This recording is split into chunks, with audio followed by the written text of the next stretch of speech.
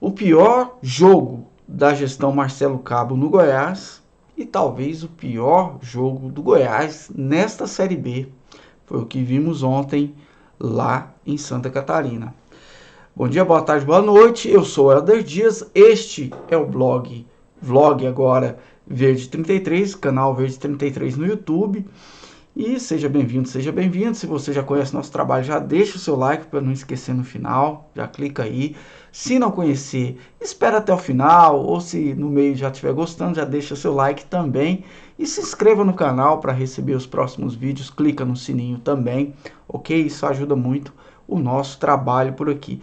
E hoje o nosso trabalho realmente não é muito agradável, né? Porque depois de 10 jogos, aquela sensação de que o time está ganhando corpo, tá ficando realmente consistente, fica meio abalado quando tem um resultado ruim e mais do que isso, com uma apresentação nada boa em campo. Foi o que a gente viu ontem e tinha todos os motivos para o Goiás ter tido um bom desempenho, a começar da própria negociação da premiação que foi aí divulgada pelos repórteres setoristas do Goiás, que o time abriu mão, foi um desafio aí da diretoria, o time abriria mão da premiação que teria direito pela vitória sobre o Brasil de Pelotas e estava desafiado aí a ganhar o triplo da premiação, né, somando os jogos aí, se vencesse o Avaí lá na ressacada. E o time topou. O elenco topou, quer dizer, o elenco está comprometido aí, estava comprometido com mais uma vitória. Só que tem que combinar com os russos, né? Como a gente diria aí no tempo de Garrincha, né? É preciso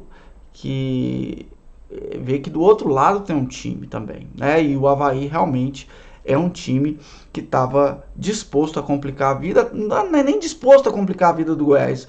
O Avaí precisava muito ganhar esse jogo, mais do que o Goiás precisava. O Goiás está numa situação, ainda está numa situação de controle, nós vamos falar um pouquinho disso, mas o Avaí precisava disso como um faminto precisa de um prato de comida, porque não ganhando o Goiás, a situação para chegar ao G4, para voltar ao G4 e disputar uma das vagas para a Série A, começava a ficar muito mais complicada. E o Avaí é um time que está sempre brigando ali, desde o começo dessa Série B, por uma posição no G4.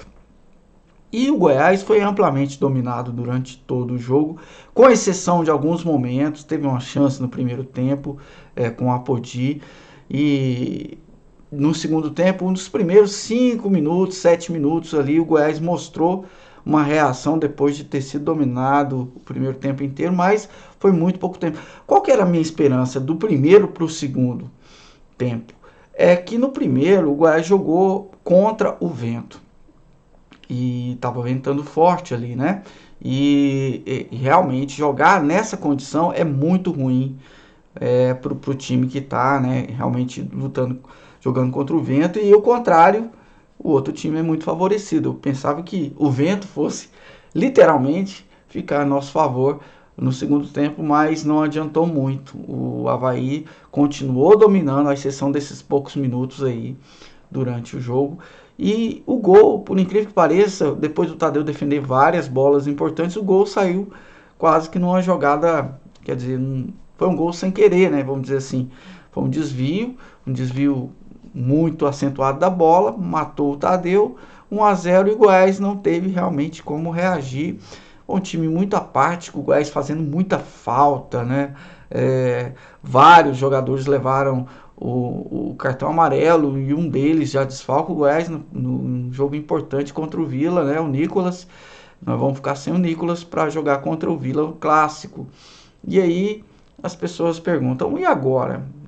Comentando com alguns amigos esmeraldinos, olha, e aí? Continua achando que está tranquilo? Não, olha, o que a gente diz que é tranquilo é ter uma margem de 5 pontos para o quinto colocado. A partir do momento que essa margem diminui, você volta ao estado de alerta. Então, mais do que isso, nós temos que pensar que foi uma partida atípica do Goiás. O futebol que o Goiás jogou ontem foi muito abaixo do padrão que o time vinha tendo. Não é um padrão excelente. O Goiás não vem jogando futebol de excelência, nada assim que diga, ó, não tem reparos, não é nenhum. O Goiás não fez nenhum jogaço na Série B. E a gente tinha comentado no vídeo de ontem que o 3-0, que foi o maior placar dilatado, o placar mais dilatado do Goiás na Série B sobre o próprio Avaí, foi num jogo em que o Goiás merecia a vitória, mas não por 3-0, né? Foi um jogo que os gols foram saindo por consequência, mas não foi placar justo. Talvez um 2-0, um 2-1, como tiveram outros jogos que o Goiás merecia ganhar de mais de um gol de diferença, isso não aconteceu. Mas o time não é um... Não existe time incontestável nessa Série B. Cada jogo é muito difícil para todos os times. Mesmo aqueles que têm uma sequência muito grande de jogos sem perder, como aconteceu com o Goiás até o jogo de ontem, como está acontecendo com o Botafogo, com o Curitiba e até com o Cruzeiro, que vem tendo aí. O Cruzeiro vem de 7 empates e 4 vitórias. Se ele tivesse no desempenho contrário, 7 vitórias e 4 empates, ele estaria ali na briga, já teria voltado para a briga, né? Então, mas isso não significa que esse time está muito superior aos outros. Cada vitória tem sido, e vocês concordam que nem assistido aos jogos, de todos os times, quem está acompanhando a Série B vê que é ralada a coisa, não tem grandes exibições, a exceção de alguns jogos muito atípicos, por exemplo, Confiança ganhar de 4-0 do Náutico lá em Recife. É um jogo atípico. Tiveram também muitos jogos atípicos aí do Guarani. O Vila, por exemplo, ganhou de 4-1 do Guarani lá no Brinco de Ouro da Princesa. Não é nem um atípico só a derrota do Guarani. É o Vila fazer uma goleada. O Vila que faz 2 gols, assim, um gol. A média do Vila é muito baixa de gols, né? Então, são jogos atípicos. O Goiás também ontem teve um jogo atípico, pelo desempenho, pela homogeneidade do desempenho que vem tendo. Então, eu, pessoalmente, acho que não é ainda o momento de, agora eu acho que o Goiás não ganha do Vila, pode até não ganhar, é um clássico, não ganhou no primeiro turno, ficou 0-0. Mas agora nós estamos correndo risco, eu acho que vai entrar em crise. Não considero que seja o momento de pensar em entrar em crise, porque, na verdade... a Série B é isso para todo mundo. O Goiás teve uma sequência grande de vitórias e empates, mas assim, também convenhamos, não era nenhum desempenho de assim, mandou no jogo, como a gente falei agora há pouco. Cada jogo foi um sofrimento. Contra o Confiança foi difícil, contra o Sampaio a gente empatou aqui, né? O Goiás virou o jogo, levou o empate. Contra o Náutico perdeu de 1-0. O Náutico, que estava uma máquina, o Goiás vendeu muito caro aquela derrota e foi um jogo muito melhor, por exemplo, que o de ontem, que contra o Vila, que o Goiás empatou, que contra o Londrina, que contra o próprio Operário do Paraná, todos os jogos na Serrinha ou aqui em Goiânia, em que o Goiás foi mal, foi mal, mas conseguiu pontuar, né? Então, assim, o jogo contra o Vila dentro da Serrinha é um jogo para ganhar. O Goiás precisa ganhar esse jogo. Só que do outro lado tem um adversário. É aquilo que eu disse. Ontem era a partida do relax do Goiás com tranquilidade, porque tem uma vantagem boa. Poderia usar essa vantagem para jogar um futebol tranquilo. Os jogadores estavam motivados, porque tinham uma premiação boa para resgatar. Mas eu acho que faltou, talvez, comprometimento em campo, né? Faltou, não é exatamente comprometimento, porque o time fez muitas faltas. E aí a gente tem que entrar também no aspecto, o Goiás me pareceu nervoso em campo também. Por que eu digo isso? Pelo número de cartões amarelos e também por não conseguir impor o seu jogo. E aí foi um mérito do Claudinei Oliveira, treinador do Avaí, que olha, a marcação do Avaí foi muito bem fechada, muito justa em cima do Goiás, quando o Goiás tinha a bola. O Goiás não teve espaço para criar jogadas, o Goiás tinha sempre 1 ou 2 jogadores em cima dos principais nomes do Goiás. O Elvis sumiu do jogo, depois ele que estava em ascensão, depois de uma temporada ruim aí de desempenho. Aleph Manga sumido, né? Ninguém teve de destaque ofensivo no Goiás, não teve ninguém. Então, foi também, a gente tem que ver o mérito do adversário.